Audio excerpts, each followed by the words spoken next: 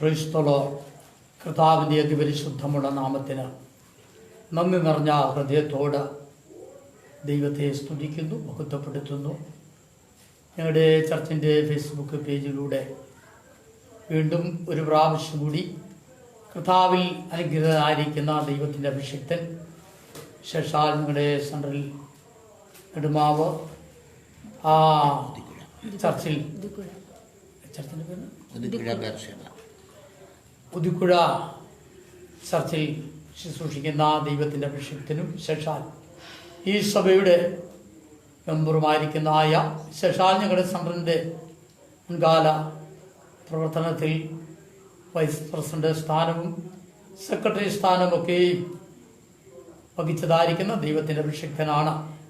ഇന്ന് രാത്രികാലം ദൈവവചനത്തിൽ നിന്നും ശുശ്രൂഷിക്കുന്നത്. പ്രാർത്ഥിച്ച് ഞങ്ങൾ ഗാന ശുശ്രൂഷ പ്രൈസലോ ദൈവസന്നിധിയിൽ ആരംഭിപ്പാൻ കർത്താവിൽ ശരണപ്പെടുന്നു. ഞങ്ങളെല്ലാവരോടും ഞങ്ങളോട് ചേർന്ന് വരുവാൻ ദൈവത്തിൻ്റെ പരിശുദ്ധാത്മാവ് ഇടയാക്കട്ടെ എന്ന ദൈവനാമത്തിൽ ഓർപ്പിക്കുന്നു. കണ്ണുകളടയ്ക്കാം, പ്രാർത്ഥിക്കാം. പരിശുദ്ധനാ നല്ല ദൈവമേ, ഞങ്ങളുടെ സ്വർഗ്ഗപിതാവേ, തിരുവാദപീഠങ്ങളിൽ സമയഭേദ വ്യത്യാസങ്ങൾ കൂടാതെ ഞങ്ങൾ കൃപാസനത്തോളം അടുത്ത് കടന്നു വരുന്നു. ലോകമ്പാടും ആയിരുന്നു കൊണ്ട് ഞങ്ങളെ കാണുകയും കേൾക്കുകയും ചെയ്തായിരിക്കുന്ന എല്ലാ പ്രിയപ്പെട്ടവരെയും കർത്താവിന്റെ പുണ്യകരങ്ങളിലേക്ക് ഏൽപ്പിച്ച് പ്രാർത്ഥിക്കുന്നു. വിശേഷാൽ കർത്താവ് ഞങ്ങളുടെ ചർച്ചിന്റെ ഫേസ്ബുക്ക് പേജിലൂടെ കർത്താവ് അവിടുത്തെ ഭൃത്യൻ ദൈവത്തിന്റെ വചനവുമായി നിൽക്കുമ്പോൾ അതെല്ലാവർക്കും വലിയ വിടുതലായി, വലിയ അനുഗ്രഹമായി, ആശ്വാസമായി, അനുഗ്രഹമായി ഭവിപ്പാൻ ദൈവമിടയാക്കണമേ എന്ന് ഞങ്ങൾ ഇങ്ങോട്ട് പ്രാർത്ഥിക്കുന്നു. തൃക്കരങ്ങളിലേക്ക് ഞങ്ങളെല്ലാവരെയും പൂർണ്ണമായി ഏൽപ്പിച്ച് പ്രാർത്ഥിക്കുന്നു. തന്റെ ദാസനെയും കുടുംബത്തെയും കർത്താവിന്റെ ആദർശകരങ്ങളിലേക്ക് ഏൽപ്പിച്ച് പ്രാർത്ഥിക്കുന്നു. ക്രൂശോട് മറയ്ക്കണം. പ്രാർത്ഥനകളുണ്ട്. സ്തോത്രം യേശു ക്രിസ്തുവിന്റെ നാമത്തിൽ തന്നെ. നമുക്ക് ആ പാട്ടുകൾ പാടി ദൈവത്തെ ആരാധിക്കാം. ദൈവം നമ്മളെല്ലാവരെയും ശക്തീകരിക്കുമാറാകട്ടെ.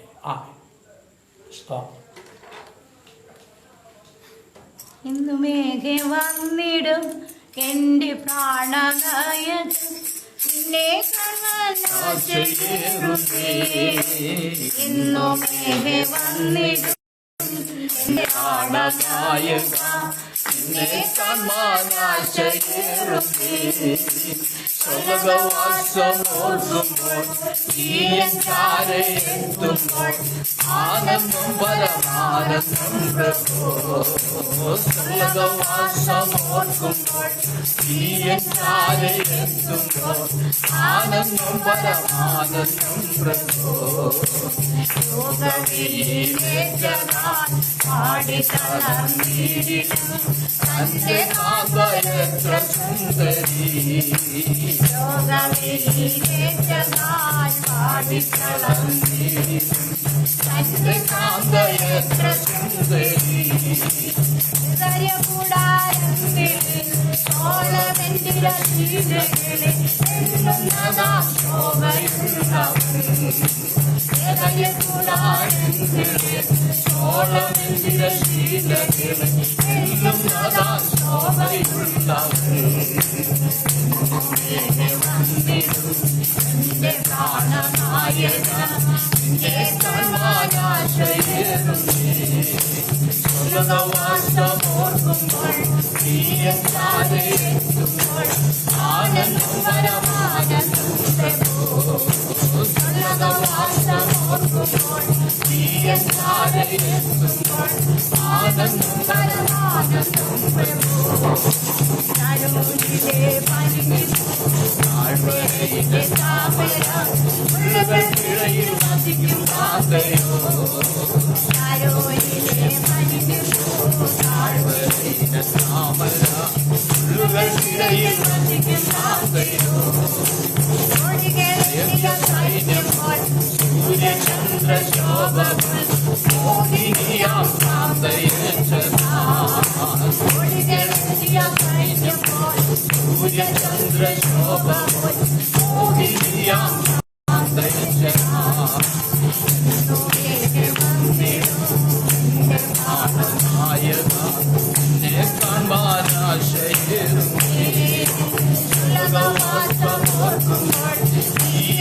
ചാരെ എത്തുമ്പോൾ ആനന്ദം പരമാനന്ദം പ്രഭു ഉന്നതവാസമോർക്കുമ്പോൾ നീയൻ ചാരെ എത്തുമ്പോൾ ആനന്ദം പരമാനന്ദം പ്രഭു കണ്ണീരില്ലാ നാടത്തിൽ ശോകമില്ലാ വീടത്തിൽ എന്നു വന്നു ചേർത്തിടും പ്രിയാ കണ്ണീരില്ലാ നാടത്തിൽ ശോകമില്ലാ വീടത്തിൽ എന്നു വന്നു ചേർത്തിടും പ്രിയാ നിന്നെ കാണാൻ കാത്തിയായി കാത്തിരുന്ന കാന്തയെ ചേർത്തിടുവാൻ ഇന്ദു താമസം നിന്നെ കാണാൻ കാത്തിയായി കാത്തിരുന്ന കാന്തയെ ചേർത്തിടുവാൻ ഇന്ദു താമസം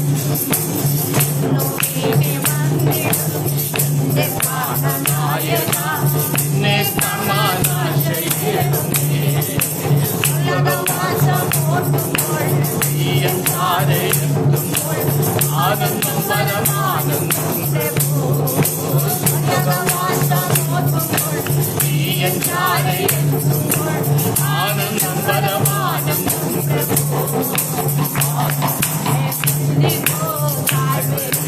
താമര ഉള്ളുകൾക്കിടയിൽ വസിക്കും കാന്തയോ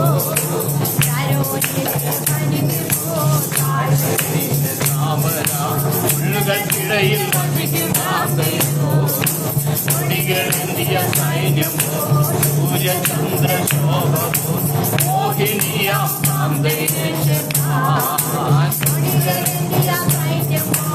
സൂര്യചന്ദ്രശോഭമോ മോഹിനിയാം കാന്തയെ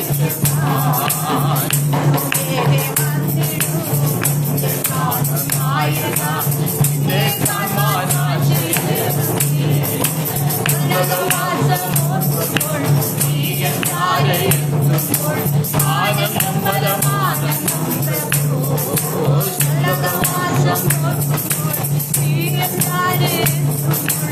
ആനന്ദം പരമാനന്ദം പ്രഭു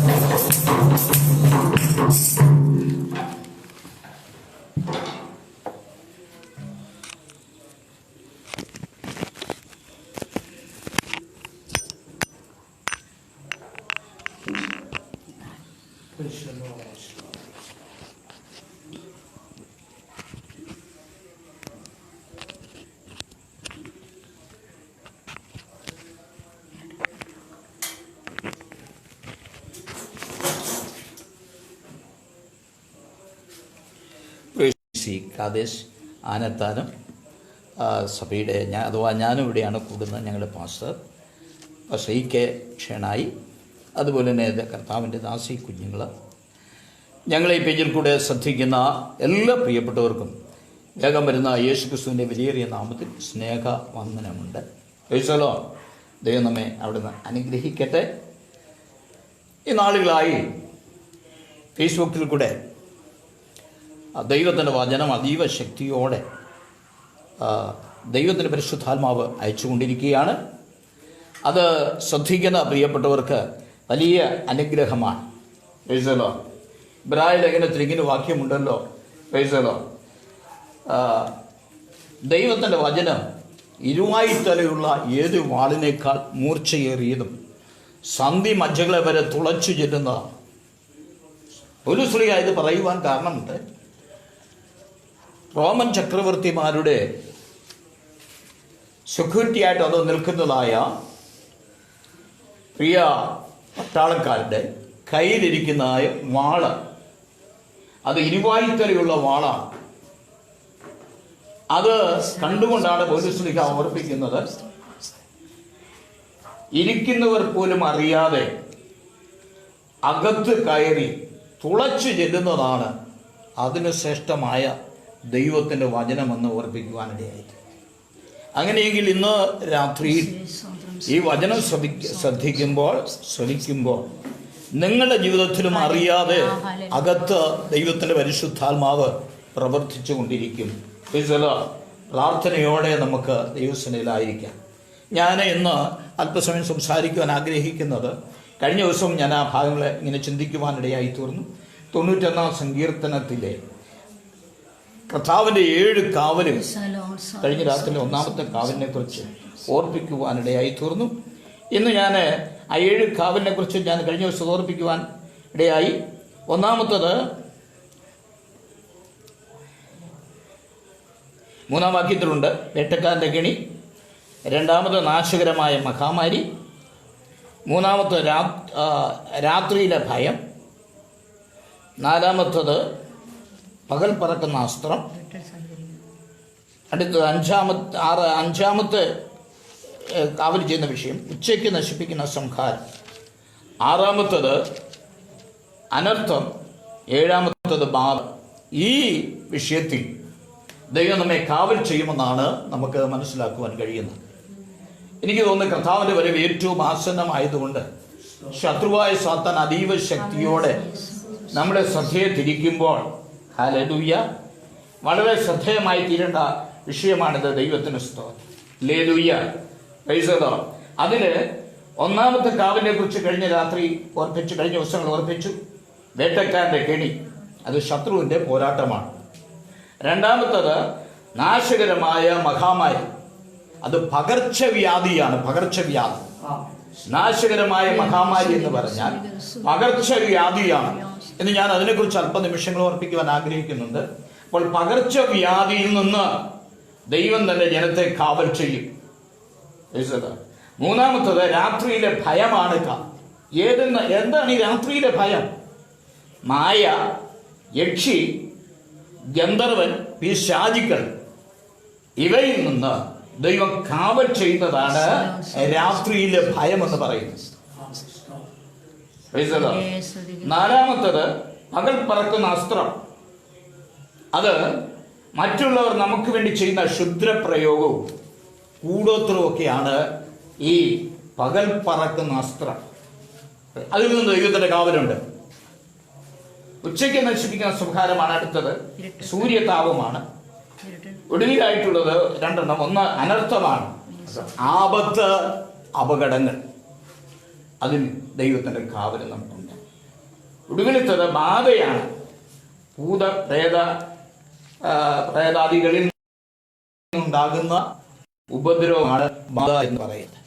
ഈ വിഷയങ്ങളിൽ കർത്താവിന് വേണ്ടി നിലകൊള്ളുന്നതായ ഒരു ദൈവവൈതലിന് ദൈവം വലിയ കാവൽ ചെയ്ത് സൂക്ഷിക്കുമെന്നാണ് 91-ാം സങ്കീർത്തനം നമ്മെ പഠിപ്പിക്കുന്ന ദൈവത്തിന് സ്തോത്രം. ഹല്ലേലൂയ. നമുക്ക് ലൂക്കോസിന്റെ സുവിശേഷം 21-ാം അധ്യായം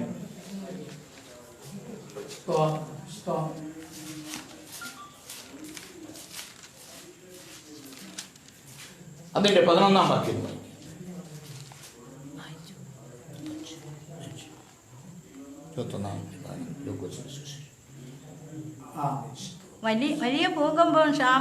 വലിയ ഭൂകമ്പവും ക്ഷാമവും മഹാവ്യാധികളും അവിടെ ഉണ്ടാകും.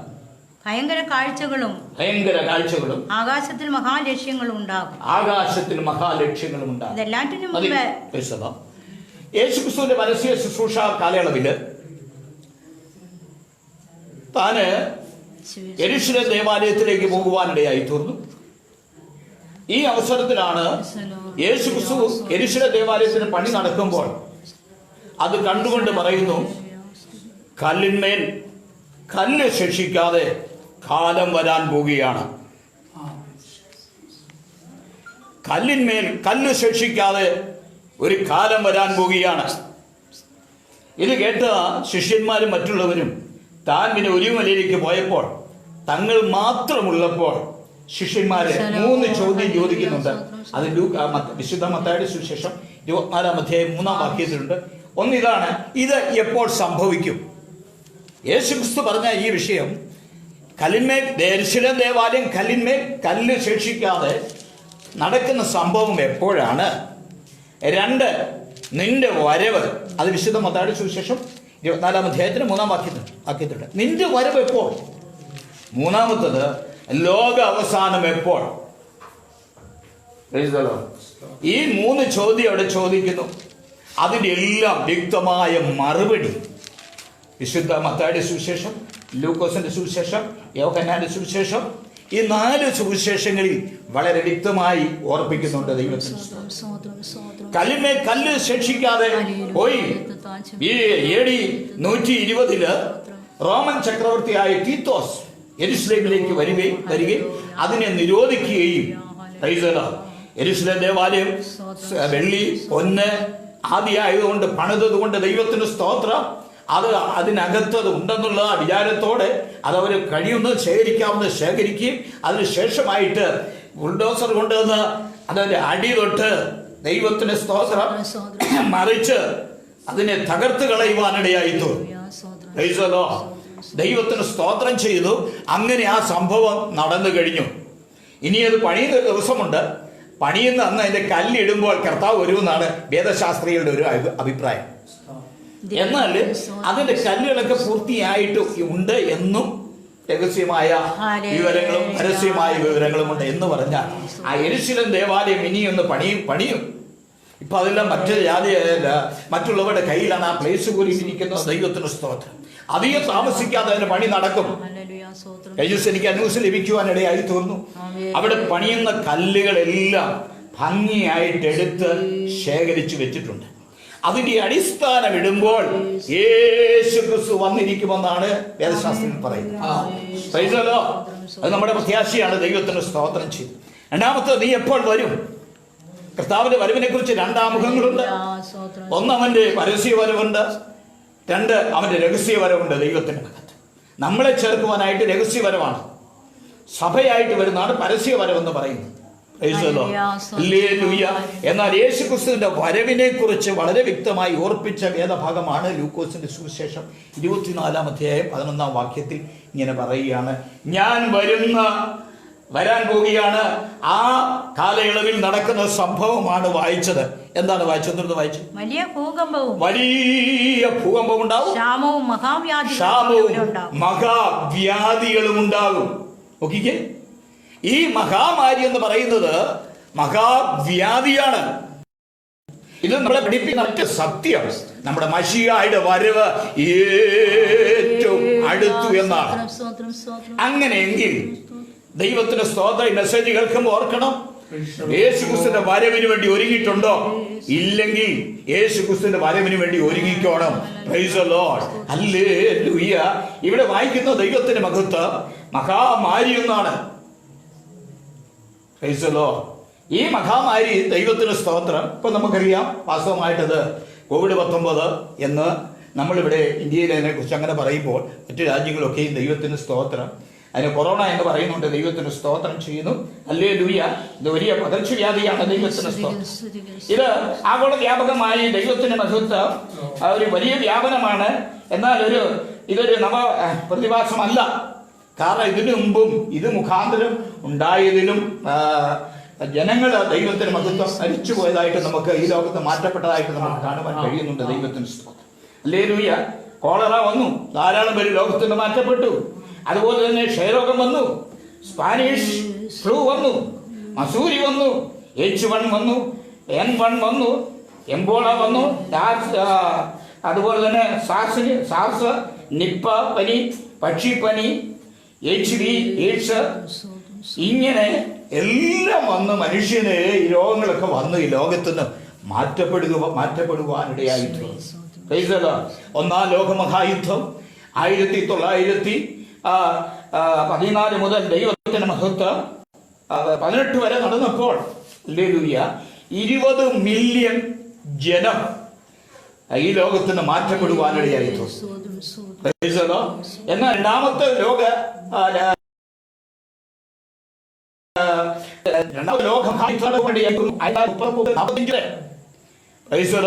ആ കാലഘട്ടത്തിലും ദൈവത്തിന്റെ മഹത്വം എന്താ 50 മില്യൺ ജീവൻ അപഹരിക്കുവാനിടയായി തീർന്നു. ഇതൊക്കെ 6 വർഷം കൊണ്ടാണ്. എന്നാൽ ചുരുക്കം ചില വർഷങ്ങൾ കൊണ്ട്, അല്ലെങ്കിൽ കഴിഞ്ഞ 1 വർഷമായല്ലോ നമ്മൾ ഈ COVID-19 ആരംഭിച്ചിട്ട് ദൈവത്തിന് സ്തോത്രം ചെയ്യുന്നു. ഹല്ലേലൂയ. ചൈനയിലെ വുഹാനിൽ നിന്ന് ലോകത്തിന്റെ അറ്റത്തോളം എത്തി. യുഎൻയുടെ കണക്കനുസരിച്ച് 195 രാജ്യങ്ങളിൽ 7.8 ബില്യൺസ് ജനങ്ങളുള്ളവരിൽ നിന്ന് 6 മില്യൺ പേരെ ബാധിക്കുവാനിടയായി തീർന്നു ഈ COVID-19. Praise the Lord. Hallelujah. 2 കോടി ജനം വലയുന്നു. 5 കോടി ജനം പ്രൈസ് ദി ലോർഡ് രോഗമുക്തരായി. 15 ലക്ഷം പേര് അവരുടെ ജീവൻ അപഹരിച്ചു കഴിഞ്ഞു. അത്ര ശക്തമായ വൈറസാണ് ഇതിന്റെ. Price the Lord. ഇത് പടർന്ന് പന്തലിച്ചപ്പോൾ നമുക്കറിയാം. Price the Lord. ഇറ്റലിയിലും അതുപോലെ തന്നെ ചൈനയിലും ഒക്കെ ദൈവത്തിന് മഹത്വം. ഇതിന്റെ ഭീകരത ദൈവത്തിന് സ്തോത്രം ചെയ്തു. ഞാനിങ്ങനെ മൊബൈലിൽ കൂടി ഇങ്ങനെ കാണുവാനിടയായി തീർന്നു. ഇറ്റലിയിലാണ് തോന്നുന്നു. ദൈവത്തിന് സ്തോത്രം ചെയ്യുന്നു. മരിച്ചു. ബോഡി കാണാൻ ഒത്തില്ല, പെട്ടി മാത്രമേ കാണുന്നുള്ളൂ. പെട്ടെന്ന് അവര് പോവുകയാണ്. ഇതിന് വൈറസ് പെട്ടെന്ന് പിടിക്കുമെന്നുള്ള പേടിയാണ്. ആകമാനം വലിയ ഭീകരതയുണ്ടായി. ദൈവത്തിന് സ്തോത്രം. അതുകൊണ്ട് ഈ ബോഡി ഒക്കെ കുഴിച്ചിടുന്ന കണ്ടാൽ അല്ലെങ്കിൽ അടക്കുന്ന കണ്ടാൽ നമുക്ക് വളരെ ഭീതി തോന്നുന്ന. ദൈവത്തിന് സ്തോത്രം. വലിയ കുഴിയൊക്കെ കുഴിച്ചിട്ട് ചുമ്മാ പട്ടിയെ കൊണ്ടിടുന്നത് പോലെ ഈ ബോഡി ഉമ്മ കൊണ്ടിടുകയാണ്. അത്ര ഭീകരമായ വൈറസാണ് ഇതിനകത്ത് വ്യാപരിക്കുന്ന. ദൈവത്തിന്റെ മഹത്വം നമ്മൾ ഒരിക്കലും പ്രതീക്ഷിച്ചില്ല. ദൈവത്തിന്റെ മഹത്വം. അവന് ചൈനയിൽ വൻമതിൽ ചാടിക്കടന്ന് ലോക പോലീസായ അമേരിക്കയിലേക്ക് പാഞ്ഞു ചെന്നു. ഇംഗ്ലണ്ടിലേക്ക് ചെന്നു. സകല രാജ്യങ്ങളിലേക്കും ദൈവത്തിന് അവന് വിസ വേണ്ട, പാസ്പോർട്ട് വേണ്ട, ദൈവത്തിന്റെ സ്തോത്രം ഒന്നും വേണ്ട. ദൈവത്തിന്റെ മഹത്വം. അമേരിക്കയിലെ ദൈവത്തിന്റെ സ്തോത്രം ബാലിസ്റ്റിക് മിസൈലിനോ അവരുടെ ആറ്റം ബോംബിനോ അണുബോംബിനോ ഇതിനെ നിരോധിക്കുവാൻ സാധിക്കാത്ത ശക്തമായ വൈറസ്. ഇതെന്താണ് കാണിക്കുന്നത്? ഇതെന്താണ് നമ്മുടെ ലോകത്തിൽ വെളിപ്പെടുവാൻ ഇടയായി തീർന്നത്? ഹല്ലേലൂയ. ദൈവത്തിന്റെ രാജ്യം എന്ന് പറയുന്നതായ നമ്മുടെ കൊച്ചു കേരളം പോലും പരിശോധിച്ചാൽ ഇതുപോലെ മ്ലേച്ഛതയും പാപവും നിറഞ്ഞ ഒരു കാലഘട്ടമില്ല. ഇതുപോലെ പാപം നിറഞ്ഞതായ ഇന്നലത്തെ പേപ്പറിനകത്താണോ ഇങ്ങനെ വായിക്കുവാനിടയായി തീർന്നു. സ്വന്തം അമ്മായിയപ്പനെ ദൈവത്തിന്റെ സ്തോത്രം മരുമോഹൻ വാഹനം ഇടിച്ചു കൊന്നുകളഞ്ഞു. അതിനകത്ത് സ്വന്തം ഭാര്യയുണ്ട്. ഹല്ലേലൂയ. കുഞ്ഞുങ്ങള് ദൈവത്തിനെ വിട്ടിട്ട്, കൊച്ചു കുഞ്ഞുങ്ങളെയൊക്കെ വഴിയിലിട്ടിട്ട് തന്റെ കാമുകനോട് കൂടി ഓടിപ്പോകുന്ന സഹോദരിമാരെ കാണുവാൻ കഴിയുന്നുണ്ട്. Price the Lord. ഭാര്യയുടെ കഴുത്ത് അറുത്ത് കൊന്നിട്ട് പ്രൈസ് ദി ലോർഡ് ഹല്ലേലൂയ അമ്മയ്ക്കല്ല് കെട്ടി സമുദ്രത്തിലേക്ക് താഴ്ത്തുകയാണ്. ദൈവത്തിന് സ്തോത്രം ചെയ്യുന്നു. Price the Lord. കാമുകനും ഭാര്യയും ചേർന്ന് ദൈവത്തിന് സ്തോത്രം ഭർത്താവിനെ കൊന്നുകളയുന്നു. സ്വന്തം ഉദരത്തിൽ നിന്ന് പ്രസവിക്കുന്നതായ കുഞ്ഞുങ്ങളെ അപ്പോൾ തന്നെ ദൈവം കഴുത്തിന് പിടിച്ച് ഞെരിച്ചു കൊന്ന് തുണിക്കകത്ത് കെട്ടി വേസ്റ്റ് കുഴിയിലേക്ക് കൊണ്ടിടുന്നു. ഇത്രമാത്രം പാപം നിറഞ്ഞൊരു കാലഘട്ടം.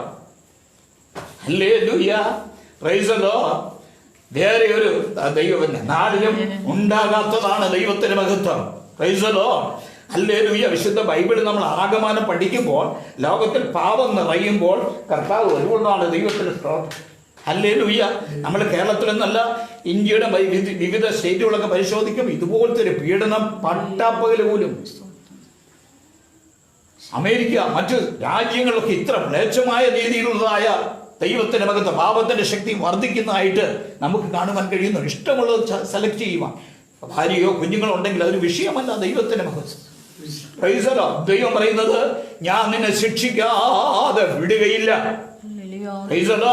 ഈ COVID-19 അയച്ചിരിക്കുന്ന ദൈവത്തിന്റെ മകത്ത് ഈ ബാധ അയച്ചിരിക്കുന്നത്, ഈ വൈറസ് അയച്ചിരിക്കുന്നത്, ഈ മഹാമാരി അയച്ചിരിക്കുന്ന ദൈവത്തിന്റെ മഹത്വം എന്തിനാണെന്നറിയാമോ? ദൈവത്തിന്റെ മഹത്വം ദൈവജനം മടങ്ങി വരുവാനാണ്. ദൈവജനം മടങ്ങി വരുവാനാണ്. Price the lord. ദൈവത്തിന് സ്തോത്രം. ദൈവജനം ക്രൂശിലേക്ക് നോക്കുവാനാണ്. ദൈവജനം ദൈവത്തിന്റെ മകത്ത്. ഈ നാളുകളിൽ എനിക്ക് മനസ്സിലാക്കുവാൻ കഴിയുന്ന മറ്റൊരു സത്യം, ദൈവജനം യഥാസ്ഥാനപ്പെടുവാനാണെന്ന് നമുക്ക് തോന്നുകയാണ്. കഴിഞ്ഞൊരു ഒരു പ്രഭാഷണം ഈ മൊബൈൽ കൂടി കാണുവാനിടയായി. ദൈവത്തിന്റെ നാടെന്ന് പറയുന്ന നമ്മുടെ കേരളത്തിൽ, പ്രൈസ് ദി ലോർഡ്, ദൈവത്തിന്റെ നാടെന്ന് പറയുന്ന നമ്മുടെ കേരളത്തിൽ ധാരാളം പള്ളികളുണ്ട്, ധാരാളം ആരാധന സ്ഥലങ്ങളുണ്ട്, ധാരാളം ദൈവത്തിന് എല്ലാവരുടെയും ആരാധന സ്ഥലങ്ങളെല്ലാം ധാരാളമുള്ള ഒരു സ്ഥലമാണ് ഈ കേരളം എന്ന് പറയുന്നത്. എന്നാൽ ഏറ്റവും കൂടുതൽ മദ്യം സെയിൽ ചെയ്യുന്ന സ്ഥലമാണ്, ഏറ്റവും കൂടുതൽ പീഡനം നടക്കുന്ന സ്ഥലമാണ്, പ്രൈസ് ദി ലോർഡ്, ഏറ്റവും കൂടുതൽ കൊലപാതകം നടക്കുന്ന ഒരു സ്ഥലമാണ് ഈ ദൈവത്തിൻ്റെ നാടെന്ന് പറയുന്നത്. എന്തുകൊണ്ട്? പാപം ശക്തമായി വർദ്ധിക്കുന്നത് കൊണ്ടാണ്. അതുകൊണ്ട് തമ്പുരാൻ ഇത് ശിക്ഷിക്കാതെ വിടുകയില്ല. Praise the lord. ദൈവത്തിന് സ്തോത്രം ചെയ്യുന്നു. എന്നാൽ നമുക്ക് വിശുദ്ധ ബൈബിളിൽ 2 ശമൂവേലിന്റെ പുസ്തകം 24-ാം അധ്യായം വായിച്ചോട്ടെ. അതിൻ്റെ 17-ാം വാക്യം വായിക്കാം. ജനത്തെ ബാധിക്കുന്ന ദൂതനെ ദാവീദ് കണ്ടിട്ട് യഹോവയോട്, ഞാനല്ലോ പാപം ചെയ്തത്, ഞാനല്ലോ കുറ്റം ചെയ്തത്. ഈ ആടുകൾ എന്ത് ചെയ്തു? നിന്റെ കൈ എനിക്കും നിന്റെ പിതൃഭവനത്തിനും വിരോധമായിരിക്കട്ടെ എന്ന് പ്രാർത്ഥിച്ചു പറഞ്ഞു. ഇസ്രായേലിനെ ഭരിക്കുന്നതായ ദാവീദ് രാജാവ്, ദൈവത്തിന്റെ മഹത്വം. ദാവീദ് രാജാവ് ഭരണം നടത്തുന്ന കാലഘട്ടത്തിൽ തനിക്ക് തോന്നി, ഇസ്രായേലിന്റെ ശക്തനായ രാജാവാണല്ലോ ദാവീദ്, തനിക്ക് തോന്നി ജനത്തെ എന്ന് എണ്ണിയാ കൊള്ളാവും. സൈന്യാധിപനെ വിളിച്ചു, നീ എന്ന് എന്ത് ചെയ്യണം? ഇസ്രായേൽ ജനത്തെ ഒന്ന് എണ്ണണം. അദ്ദേഹത്തിന് ആദ്യം ഇഷ്ടപ്പെട്ടില്ല എങ്കിൽ രാജാവിന്റെ ഓർഡർ ആയതുകൊണ്ട് താൻ പോയി എണ്ണുവാനിടയായി തീർന്നു. താൻ എണ്ണിയിട്ടും താൻ 2 ഗോത്രത്തെ വിട്ടുകളഞ്ഞു. ഹല്ലേലൂയ. തനിക്കും അതനിഷ്ടം തോന്നി. പിന്നെ ബൈബിളിൽ വായിക്കുന്നത് ഇങ്ങനെയാണ്, സാത്താൻ ദാവീദിനെ കൊണ്ട് എണ്ണിച്ചു ദൈവത്തിന്റെ മഹത്വം. എണ്ണേണ്ട ആവശ്യമില്ല. എന്തിനാണ് ഇങ്ങനെ എണ്ണുന്നത്?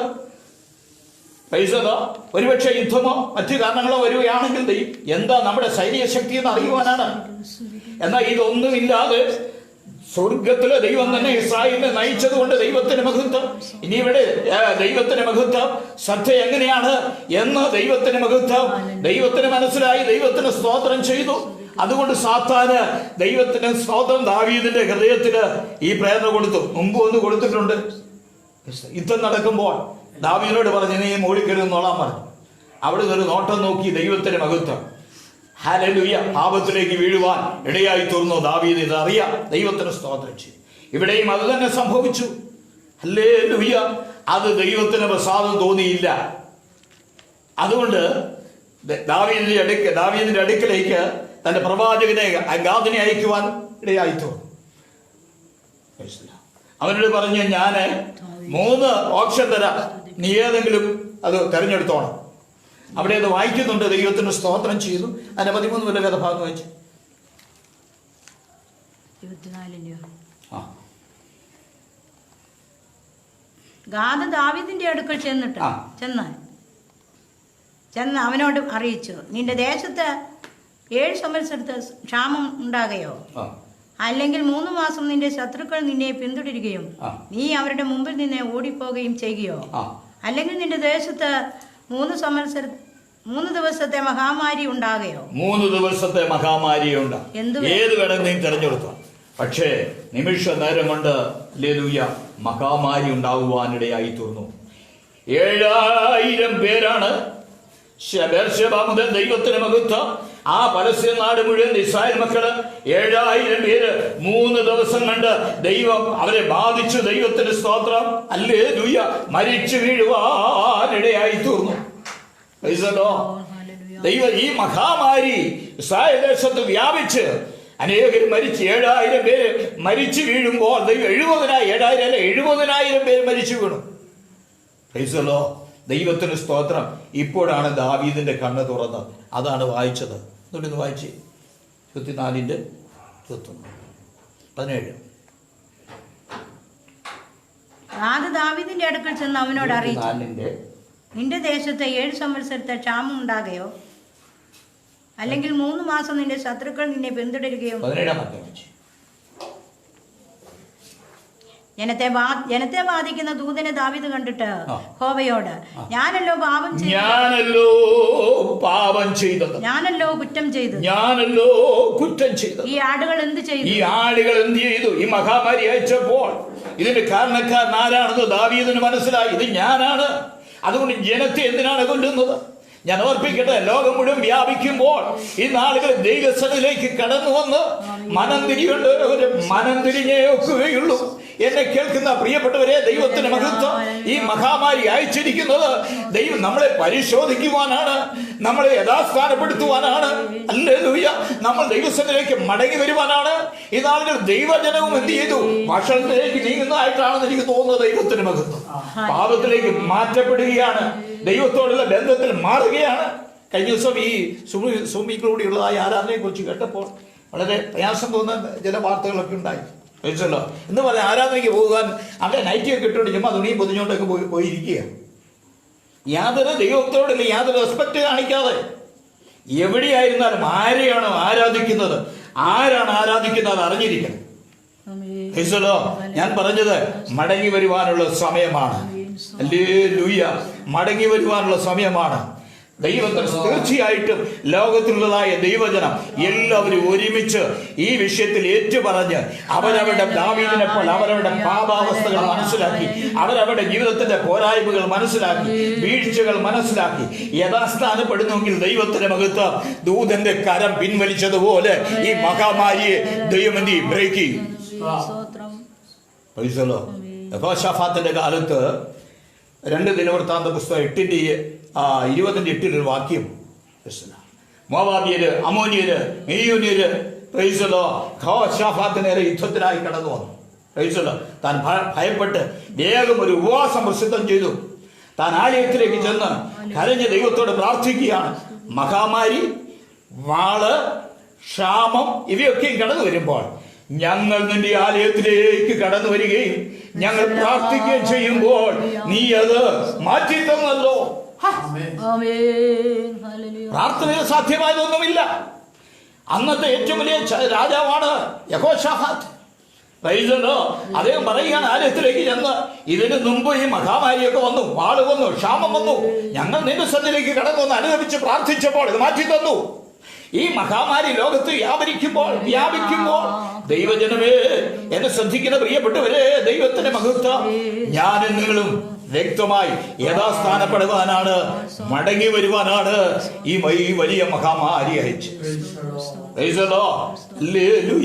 ദിനവൃത്താന്ത പുസ്തകം 2 ദിനവൃത്താന്ത പുസ്തകം 7:14 ഇങ്ങനെ ഉണ്ടല്ലോ, എന്റെ നാമം വിളിക്കപ്പെട്ടിരിക്കുന്ന എന്റെ ജനം തങ്ങളെ തന്നെ താഴ്ത്തി പ്രാർത്ഥിച്ച് എന്റെ മുഖം അന്വേഷിച്ച് തങ്ങളുടെ ദുർമാർഗങ്ങളെ വിട്ടുതിരിയുന്നുവെങ്കിൽ ഞാൻ സ്വർഗത്തിൽ നിന്ന് കേട്ട്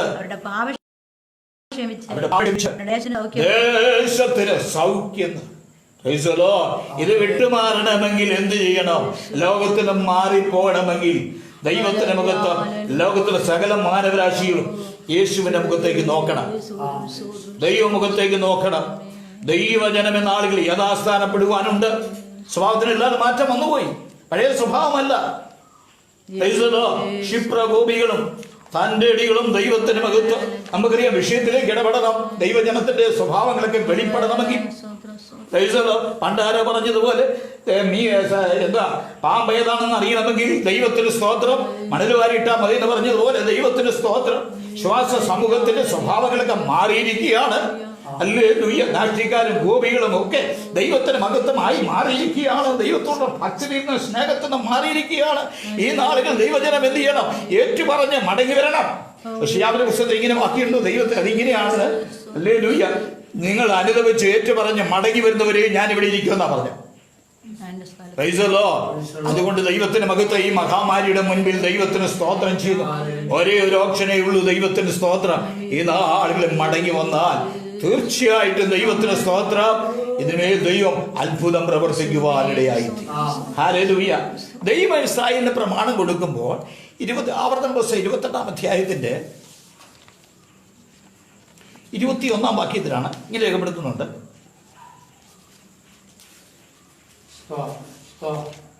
നീ കൈവശമാക്കുവാൻ ചെല്ലുന്ന ദേശത്ത് ദേശത്തു നിന്ന് നിന്നെ മുടിച്ചു കളയും വരെ കോപ നിനക്ക് മഹാമാരി പിടിപ്പിക്കും. അവിടെയും ദൈവം അനുഗ്രഹിക്കുന്ന വിധങ്ങളും ദൈവസന്നിധി നിൽക്കുന്നവരെ അനുഗ്രഹിക്കുന്ന വിധങ്ങളും ദൈവപ്രമാണം ലംഘിക്കുന്നവർക്ക് കൊടുക്കുന്ന ശിക്ഷയും അവിടെ രേഖപ്പെടുത്തിയിട്ടുണ്ട്.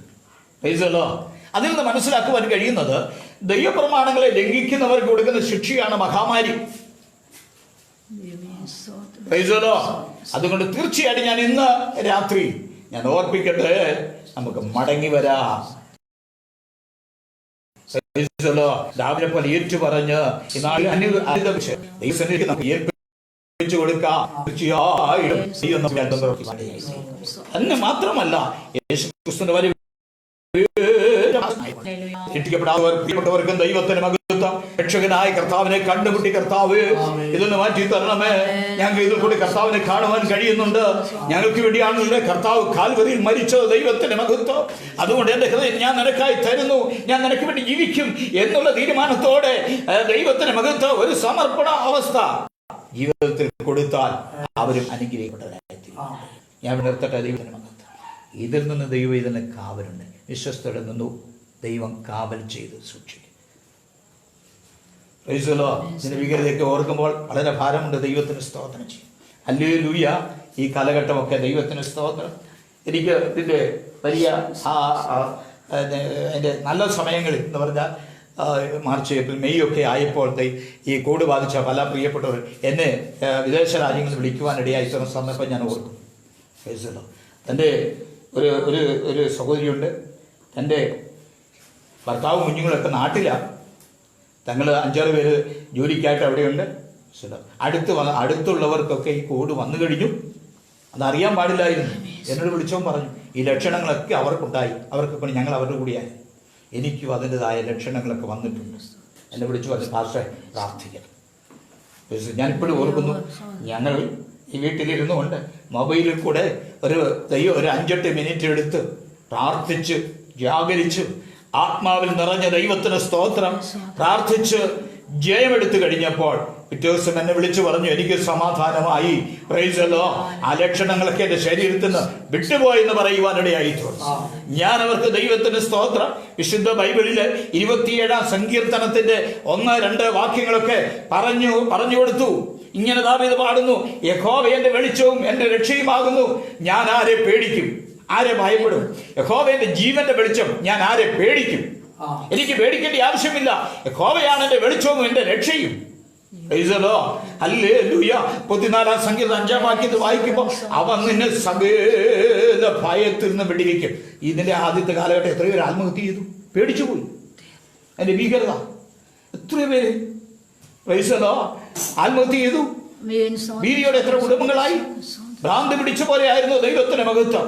എന്നാലും ദൈവം ഇതിനെ സംബന്ധിച്ച് ഈ വാക്യങ്ങൾ അവന്റെ ഉള്ളിൽ ലഭിച്ചപ്പോൾ, എനിക്കറിയാവുന്ന ഒരു സഹോദരനുണ്ട്, അതേ വിദേശത്തായിരുന്നു. അദ്ദേഹം പറഞ്ഞത്, ചെറുപ്പക്കാരൻ, ഞങ്ങൾ ഉള്ള സഹോദരങ്ങൾ പലരും ക്വാറന്റൈനിലായിരിക്കുകയാണ്, അല്ലെങ്കിൽ ഹോസ്പിറ്റലിലായിരിക്കുകയാണ്. എനിക്ക് വായിക്ക് രുചി നഷ്ടപ്പെട്ടു. വായിക്ക് രുചി നഷ്ടപ്പെട്ടു. എനിക്ക് ചങ്കിന് വേദനയുണ്ട്. എനിക്ക് അടച്ചുപോയി, പോകാനൊക്കത്തില്ല. ആകെ ഭീതിയോടെയാണ് ജോലി ചെയ്തേ വെക്കുകയുള്ളൂ. ശക്തമായി പ്രാർത്ഥിച്ചു. ഹല്ലേലൂയ. ദൈവത്തിന്റെ പരിശുദ്ധാത്മാവ് അത്ഭുതം പ്രവർത്തിച്ചു. രോഗബന്ധനങ്ങളെ അഴിച്ചു. വിശപ്പ് വീണു. വായിക്ക് രുചിയായി. ദൈവത്തിന് സ്തോത്രം. താൻ ഇന്നും അവിടെ ജോലി ചെയ്യുന്നു. ദൈവത്തിന് സ്തോത്രം. ഹല്ലേലൂയ. അപ്പോൾ ഒരു കാര്യം ഓർപ്പിക്കുന്നുണ്ട്. എനിക്ക് മനസ്സിലാക്കുവാൻ കഴിയുന്നത് ഇത് പൈശാചികമായ പോരാട്ടം കൂടിയാണ് നമുക്ക് തോന്നിപ്പോകും. ദൈവജനത്തിൽ നാം മൃഗം പിടിച്ചു കഴിയുമ്പോൾ ഹല്ലേലൂയ, ആ ഭയം നമ്മളെ വിട്ടുതീയും മാറിപ്പോകുവാനിടയായിത്തീരും. ആകയാൽ എന്നെ കേൾക്കുന്ന പ്രിയപ്പെട്ടവരെ, ഭാരത്തോടെ പ്രയാസത്തോടെയാണ് കേൾക്കുന്നെങ്കിൽ ദൈവത്തിന് സ്തോത്രം. ദൈവത്തെ മുറുകെ പിടിച്ചുകൊള്ളുക. ദൈവം അത്ഭുതം പ്രവർത്തിക്കും, കാവൽ ചെയ്യും. ദൈവം നിങ്ങളെ സഹായിക്കട്ടെ. അതിന് കേട്ട എല്ലാവരും ദൈവം അനുഗ്രഹിക്കട്ടെ എന്ന് വർദ്ധിച്ചുകൊണ്ട് ദൈവം സ്നേഹിക്കുന്നു. എനിക്ക് സമയം നന്നായ കർത്താവിൻ്റെ ദാസനോട് നന്ദി അറിയിക്കുകയാണ്. ദൈവം നമ്മെ സഹായിക്കും.